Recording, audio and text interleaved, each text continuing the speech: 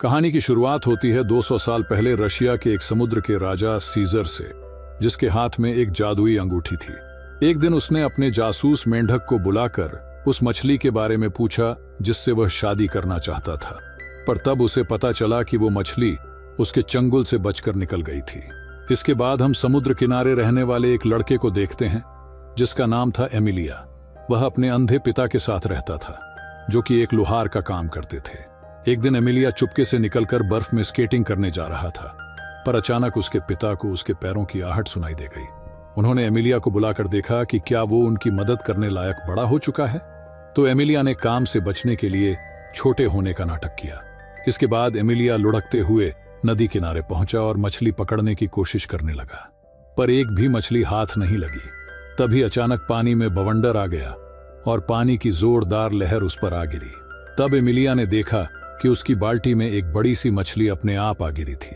अब वह खुशी खुशी घर पहुंचा और मछली पकाने की तैयारी करने लगा। लेकिन अचानक वो मछली बोलने लगी और उसने कहा कि अगर एमिलिया ने उसे जिंदा छोड़ दिया तो वो उसकी 3 इच्छाएं पूरी कर देगी। एमिलिया ने कहा कि वह शहर देखना चाहता है, लेकिन चूल्हे से हटना नहीं चाहता। तभी अचानक मछली ने अपने जादू से एमिलिया को चूल्हे के साथ ही घर से निकाला और सीधा शहर की ओर ले गई। एमिलिया तो बेचारा डर के मारे चूल्हे से ही चिपका रहा और उसे देखकर आम लोग भी काफी घबरा गए। अब एमिलिया को बहुत ठंड लग रही थी, इसीलिए उसने अपनी दूसरी इच्छा मांगकर कहा कि वो चाहता है कि अभी के अभी गर्मियां शुरू हो जाएं। उसी पल सारी बर्फ पिघल गई और चारों ओर हरियाली छा गई। पूरी सड़क भी पानी से भर गई। जब एमिलिया जैसे तैसे बाहर निकला तो वह काफी निराश था, क्योंकि उसने 2 इच्छाएं यूं ही बेकार कर दी थीं। तभी अचानक उसका सामना कुछ डाकुओं से हुआ। उन्हें एमिलिया के पास कोई कीमती चीज नहीं मिली तो वे उसकी बाल्टी ही उठाकर ले जाने लगे। पर एमिलिया किसी भी हालत में उस मछली को खो नहीं सकता था, इसीलिए वह बाल्टी छीनकर भाग निकला और उस मछली को नदी में फेंक दिया। लेकिन जल्द ही डाकुओं ने उसे फिर से बंदी बनाकर पेड़ से उल्टा लटका दिया। बाद में उसने नदी की ओर से एक लड़की को आते देखा। उस लड़की ने एमिलिया को आजाद किया तो वह भागकर उस मछली को ढूंढने के लिए नदी के पास गया, लेकिन अफसोस कोई फायदा नहीं हुआ। तब उस लड़की ने अपना नाम वासिलिसा बताया और उसकी आवाज सुनते ही एमिलिया पहचान गया कि यही वो मछली है। अब एमिलिया ने उसका स्कार्फ चुरा लिया ताकि वह भाग ना सके और अपनी तीसरी इच्छा मांगने को तैयार हो गया। उसने कहा कि वह रशिया के राजा जार की बेटी राजकुमारी अनीसा से शादी करना चाहता है। उधर शाही महल में राजकुमारी अनीसा इंग्लैंड के राजकुमार लॉर्ड रथम के साथ थी। रथम उसे तरह तरह के बेशकीमती तोहफे देकर खुश करने की कोशिश कर रहा था। उसने राजकुमारी को एक ऐसा बाजा दिखाया जिसे अंदर से एक बौना आदमी बजाता था और सबको लगा कि यह अपने आप बज रहा है। जल्द ही एमिलिया और वासिलिसा भी जार के महल में आ पहुंचे और उनकी बातें सुनने लगे। तब जार ने रथम को नीचा दिखाने के लिए कहा कि यह बाजा तो कुछ भी नहीं है, उसके पास तो एक ऐसी बिल्ली है जिसका गाना सुनते ही लोग खुद ब खुद नाचने लगते हैं। ये सुनकर रथम ने कहा कि वो भी बिल्ली को देखना चाहता है। तभी अचानक एमिलिया कूदकर वहां आया और उसने कहा कि वो इस जादुई बिल्ली को पकड़कर ला सकता है, लेकिन बदले में राजकुमारी अनीसा को उससे शादी करनी होगी। ये सुनकर राजकुमारी हैरान रह गई, पर जार उसकी बहादुरी देखकर बहुत खुश हुआ और वो एमिलिया की शर्त मानने के लिए राजी हो गया। अब एमिलिया उस बिल्ली की खोज में निकल पड़ा, पर वासिलिसा ने उसे समझाया कि उस बिल्ली को पकड़ना इतना आसान नहीं होगा। जब भी उसे कोई इंसान मिलता है तो बिल्ली उसे अपनी पसंद का गाना चुनने को कहती है। अगर वो बिल्ली दुख भरा गाना गाती है तो वह आदमी वहीं रो रो कर मर जाता है, और अगर बिल्ली खुशी वाला गाना गाती है तो आदमी अपने आप नाचने लगता है और तब तक नाचता रहता है जब तक उसकी मौत ना हो जाए। लेकिन एमिलिया फिर भी पीछे नहीं हटा और जल्द ही वासिलिसा के साथ घने जंगल में पहुंचा। आखिरकार वह काफी मुश्किल रास्ते पार करते हुए उस बिल्ली तक आ पहुंचा। बिल्ली ने उसे गाना चुनने को कहा तो एमिलिया ने दुख भरा गाना चुना। जब बिल्ली ने गाना गाया तो अचानक एमिलिया भी उसके साथ गाना गाने लगा, क्योंकि ये वही गाना था जो बचपन में उसकी माँ उसे सुनाया करती थी। जब बिल्ली ने देखा कि एमिलिया को इस गाने से कोई फर्क नहीं पड़ा तो वह रोने लगी और अंत में एमिलिया के साथ चलने को तैयार हो गई। वहीं दूसरी ओर वासिलिसा को सीजर का जासूस मेंढक मिला। मेंढक ने उसे बताया कि शादी की सारी तैयारियां हो चुकी हैं। यह सब सुनकर एमिलिया को कुछ समझ नहीं आया, तो वासिलिसा ने उसे बताया कि एक बार सीजर ने उसे शिकारी के जाल से बचाया था, इसलिए वासिलिसा पर उसका कर्ज है और अब सीजर बदले में उससे शादी करना चाहता है। खैर, फिर वे जल्द ही शाही महल पहुंचे, जहां लॉर्ड रथम शादी के लिए राजकुमारी अनीसा का हाथ मांग रहा था। पर तभी एमिलिया बिल्ली के साथ अंदर घुस गया। जल्द ही बिल्ली ने गाना बजाना शुरू किया और सब लोग अपने आप नाचने लगे। तब जार ने उसे बिल्ली को कहीं दूर ले जाने का हुक्म दिया। वह एमिलिया की बहादुरी से काफी प्रभावित था, लेकिन अब राजकुमारी शर्त के मुताबिक एमिलिया जैसे एक आम इंसान से शादी नहीं करना चाहती थी। इसलिए उसने एमिलिया को एक और जोखिम भरा काम देने का फैसला किया। फिर रात को राजकुमारी अपनी मां जरीना की आत्मा से मिली, तो जरीना ने उसे एमिलिया के लिए एक बेहद खतरनाक काम बताया। फिर अगली सुबह लॉर्ड रथम अपने इंग्लिश जूसर से जार को खुश करने की कोशिश कर रहा था। इसके अंदर भी एक बौना आदमी था जो फलों और सब्जियों का जूस बनाकर बाहर निकालता था। इस अनोखे जूसर को देखकर जार काफी हैरान था। तभी अनीसा वहां आकर अपनी अगली शर्त रखी। उसने कहा कि उसे एक जादुई कपड़ा चाहिए, जिसे टेबल पर रखते ही कोई भी खाने की चीज उसी वक्त हाजिर हो जाए। फिर जार ने एमिलिया को बुलाकर उसे एक कपड़ा ढूंढने का जिम्मा सौंपा। जल्द ही एमिलिया और वासिलिसा इस कपड़े की तलाश में निकल पड़े। तब रास्ते में वासिलिसा ने उसे बताया कि यह जादुई कपड़ा 2 भाइयों के पास है।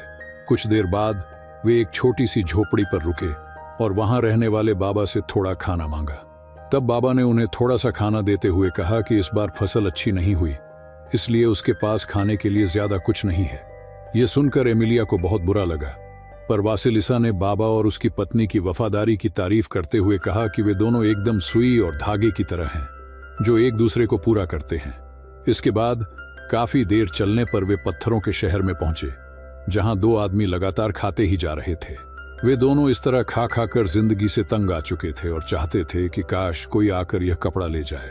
तब एमिलिया ने उनके पास जाकर कपड़ा चुराने की कोशिश की, पर दोनों भाइयों ने उस पर नारियल फेंककर उसे बेहोश कर दिया। फिर वासिलिसा ने जाकर उनसे पानी मांगा। जब उन्होंने पानी में अपनी परछाई देखी तो उन्हें बहुत पछतावा हुआ। उन्हें याद आया कि पहले वे बहादुर सिपाही थे जिन्होंने तुर्की के सुल्तान का मुकाबला किया था, पर अब वे इतने मोटे हो चुके थे कि चलकर यहां से बाहर तक नहीं जा सकते थे। तब उन्होंने वासिलिसा को यह कपड़ा ले जाने को कहा, पर ऐन वक्त पर उनका मन बदल गया। लेकिन तब तक वासिलिसा बड़ी फुर्ती से कपड़े और एमिलिया दोनों को लेकर वहां से फरार हो गई।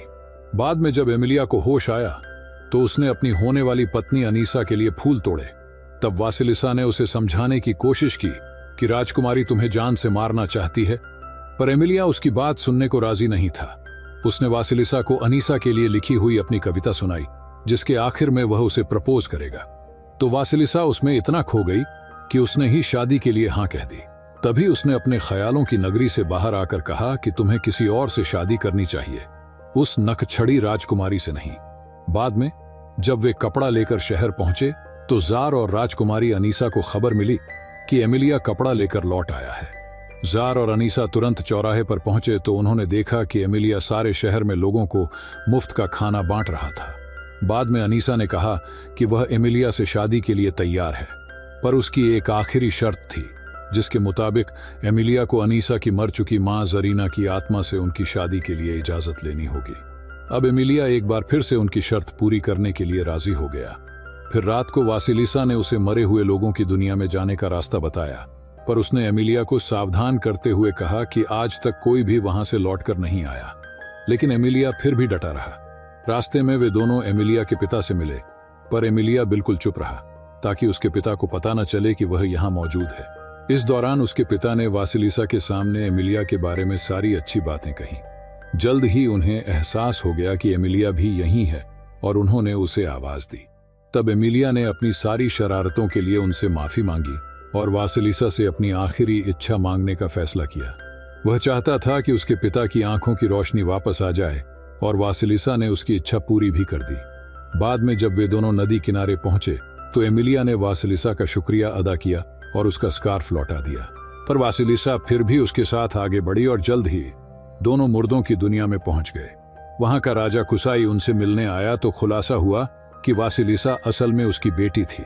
एक बार वासिलिसा ने एक बहुत बड़ी गलती की थी तो कुसाई ने उसे मछली बना दिया था। फिर वासिलिसा ने कुसाई से जरीना की आत्मा को बुलाने को कहा।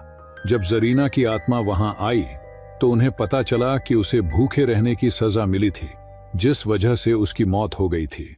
अब एमिलिया ने कहा कि वह उसकी बेटी से शादी करना चाहता है, पर जरीना ने साफ इनकार कर दिया। लेकिन अपनी बेटी वासिलिसा की मदद करने के बदले कुसाई को लगा कि उसे इस लड़के की मदद करनी चाहिए, तो उसने जरीना को खाना देकर उसका श्राप हटाने की बात कही, जिसके बाद आखिरकार जरीना शादी के लिए राजी हो गई। उधर जार ने यह देखा तो वह बेहद खुश हुआ। इधर वासिलिसा ने अपने पिता को अलविदा कहा तो उन्होंने कहा कि यहां से निकलते ही एमिलिया जो कुछ भी देखेगा वह सब कुछ भूल जाएगा। यह सुनकर वासिलिसा एमिलिया की ओर दुख भरी नजरों से देखकर मुस्कुरा रही थी। अगली सुबह एमिलिया की आंख खुली तो वह वासिलिसा को भूल चुका था। वह किनारे पर आते ही भाग गया और वासिलिसा फिर से मछली बनकर नदी में चली गई। इसके बाद एमिलिया अनीसा के पास पहुंचा, पर उसने कहा कि उसे किसी और से प्यार हो गया है, लेकिन उसे यह याद नहीं है कि आखिर वह कौन है। यह सुनते ही अनीसा ने खुशी खुशी एमिलिया को गिरफ्तार करने का हुक्म दे दिया।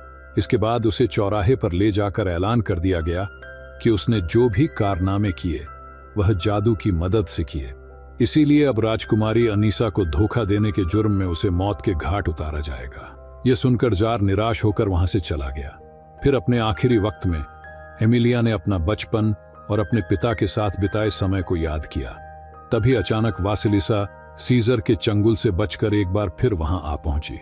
वासिलिसा ने एमिलिया को रिहा करवाने के बदले में अनीसा को अपनी शक्तियां देने का वादा किया और अनीसा ने खुशी खुशी एमिलिया को रिहा कर दिया।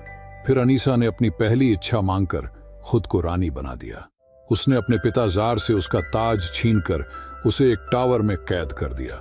अब अनीसा की दूसरी इच्छा थी कि वह इंग्लैंड के राजा की पत्नी बने। तभी इंग्लैंड के राजदूत उसके लिए शादी का प्रस्ताव लेकर आ पहुंचे। उधर एमिलिया अपने घर जाकर उस इंसान को याद करने की कोशिश कर रहा था जिससे उसे प्यार हुआ था।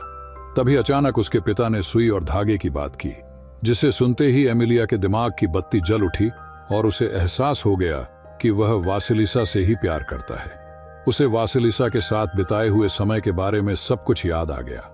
अब वह तुरंत शहर की ओर निकल पड़ा तो उसके पिता और 2 भाई भी उसके साथ आ गए। फिर उन चारों ने मिलकर महल का दरवाजा तोड़ डाला और एमिलिया वासिलिसा को ढूंढने लगा।